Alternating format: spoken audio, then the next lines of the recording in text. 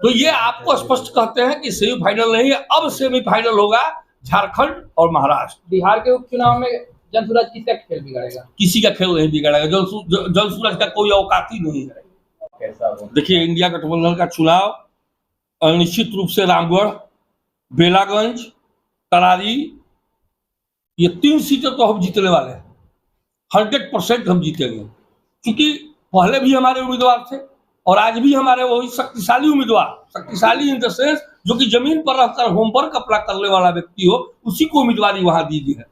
तो मुझे लगता है यह सुरेंद्र जी के लड़के हैं, विजय प्रताप सिंह जी, यहाँ है राजू जी, यहाँ है अजीत जी, तो ये तीनों उम्मीदवार जो हैं, मुझे लगता है कि ये तीनों उम्मीदवार भारी वोटों से विजयी होंगे। हरियाणा का चुनाव जो परिणाम आया है उसको लेकर के बीजेपी के जो लोग हैं काफी उत्साहित और कहा जा रहा है कि उनको बूस्टर डोज मिला है।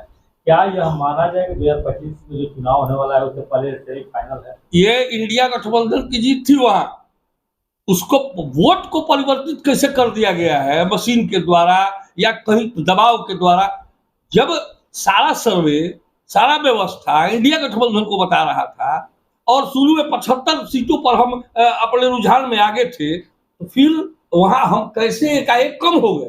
तो कुछ ऐसी सीटें हैं जिनको इन लोग चिन्हित कर लेता है, 100 वोट, 200 वोट, 1000 वोट के अंदर हमको हराया जाता है। वहां जबरदस्ती भी हराने का काम हुआ है, कहीं कहीं सीटों पर हम जबरदस्ती भी हमको हराया गया है।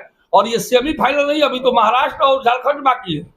ये भी तो देखिए, एक तो बेईमानी से आपने बना लिया हरियाणा में सरकार, और देखिए वहां हम जीत कर आए। जम्मू कश्मीर में जहां धारा 370 आपने खत्म किया था, हम वहां जीते। तो ये आपको स्पष्ट कहते हैं कि सेमीफाइनल नहीं है, अब सेमीफाइनल होगा झारखंड और महाराष्ट्र। बिहार के उपचुनाव में जनसुराज किसका खेल बिगाड़ेगा? किसी का खेल नहीं बिगाड़ेगा, जनसुराज का कोई औकात ही नहीं है।